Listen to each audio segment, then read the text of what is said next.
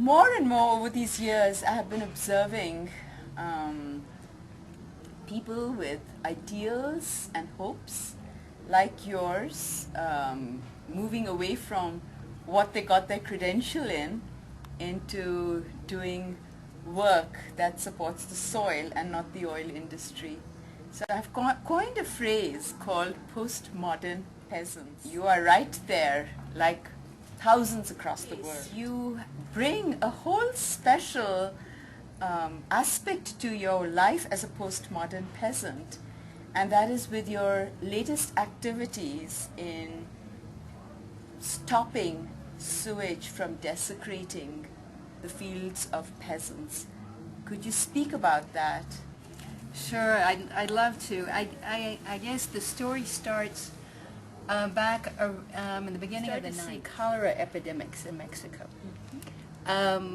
Water was and is grossly contaminated by sewage, and through that means people began getting sick with cholera. And so the government's response was, instead of resolving the problem at the roots, was just to put a patch on the problem, and the patch on this problem was to stop vegetable production when it's being watered by irrigation water from springs that are then contaminated from direct contamination from sewage. You mean flush toilets? From flush toilets. Mm-hmm. So they actually went out and dug up crops that the campesinos, that the peasants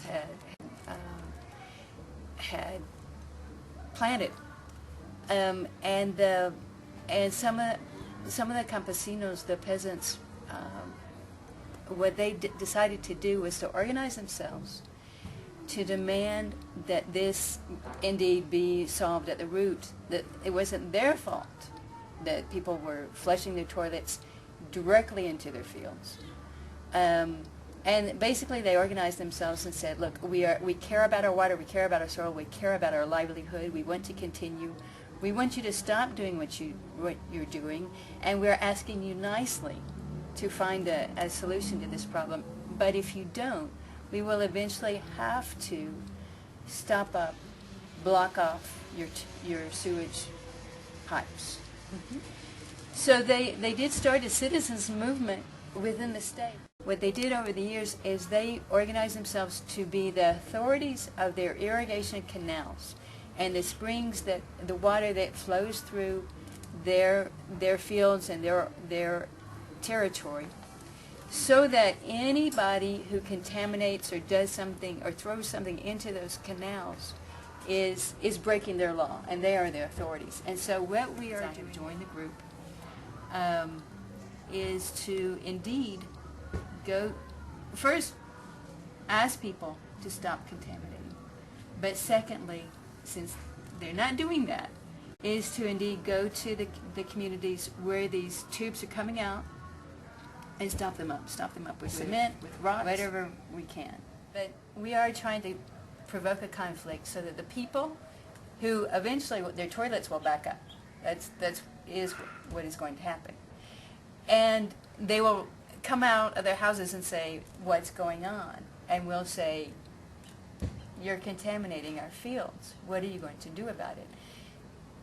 Politically, the problem here is that the municipalities are in charge of maintaining a system of sanitation that is very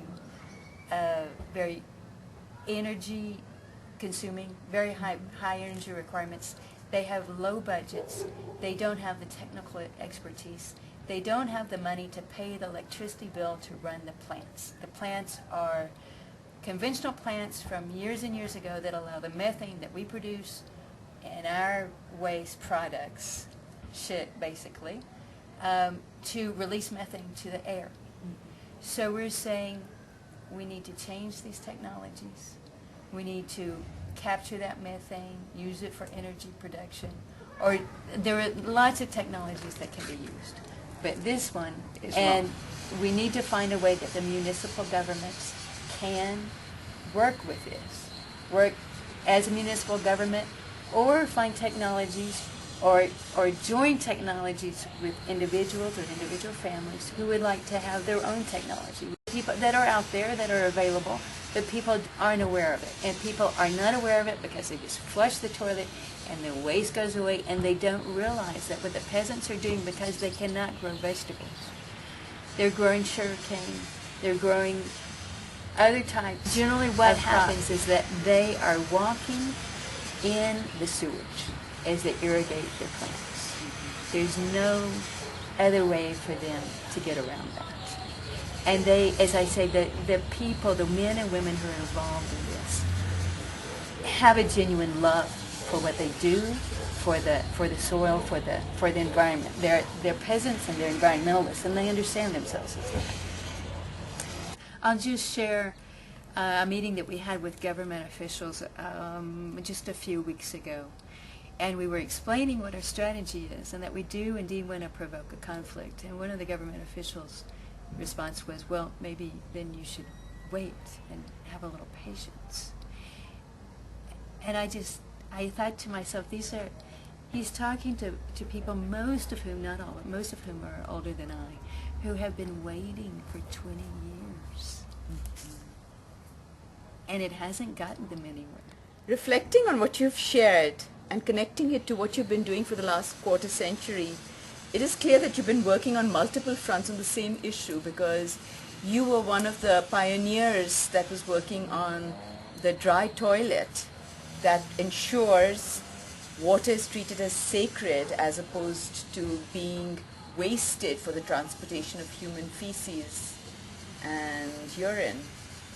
And you have been separating the urine, using it directly on plants. You've been using the feces, well composted, on fruit trees, etc. And all of this has been made possible because you abandoned the flush toilet and invited thousands of others to do the same.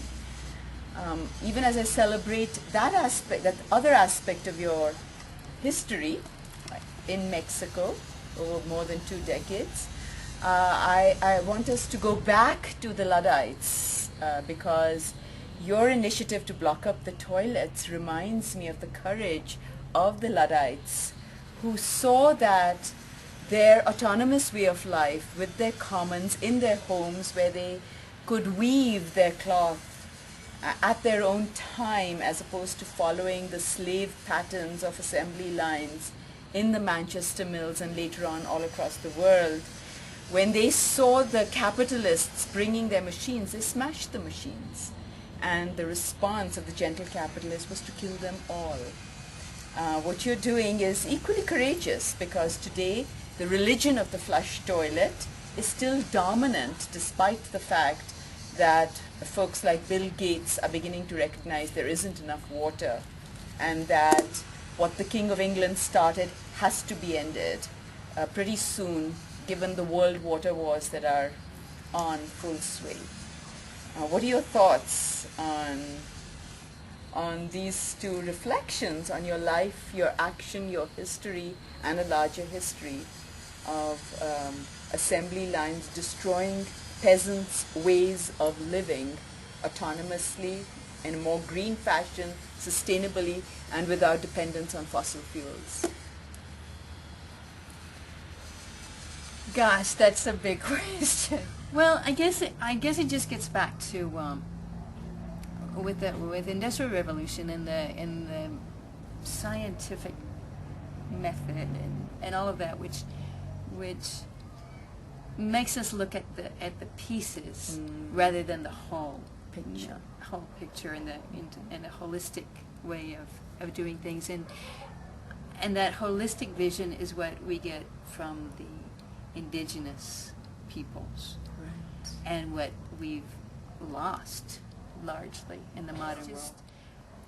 The way we have done things to try to control every little aspect is creating such a huge mess that we don't even want to see it.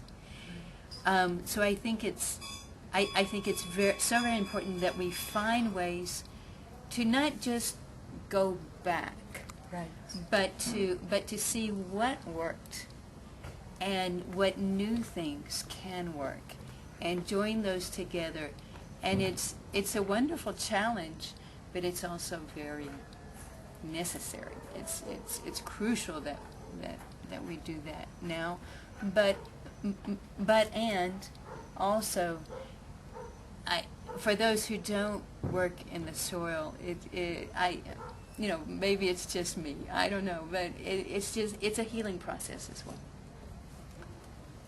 So, thank you for healing us with your healing work. You're not just healing yourself, you're bringing us good food, you're bringing us great ideas, and you're demonstrating the courage to go against the machine. And in this case, the machine we're talking about is not just the industrial agricultural machinery, but the machinery that most of us assume as a birthright, if not a human right, which is the machinery called out of sight, out of mind. I do my stuff, I flush it away, and it's somebody else's problem. I don't care whose fields it goes to. I don't care where it goes to, as long as I do not have to take care of my shit. right. And you're revealing that that era is over.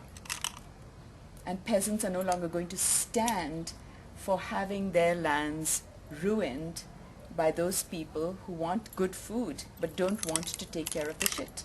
You're right. I mean, people are saying, this is enough. Ya basta, hasta la madre. Yeah. Thank you. Thank you.